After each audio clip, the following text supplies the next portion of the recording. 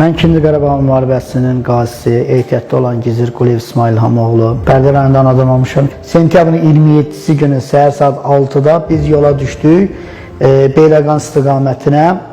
Lələtəpə istiqaməti, Füzulidən Lələtəpə istiqamətinə bizi yönəltdilər Cəbrayıl Rüzgar kəndi istiqamətinə.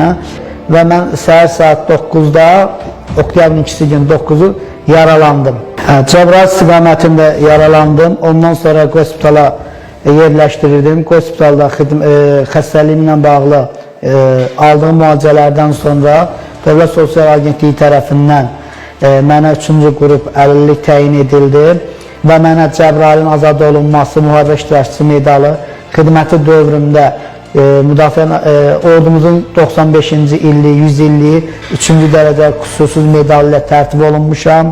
Cənab Ali Baş Komandamız mənə avtomobillə mükafatlandırdı.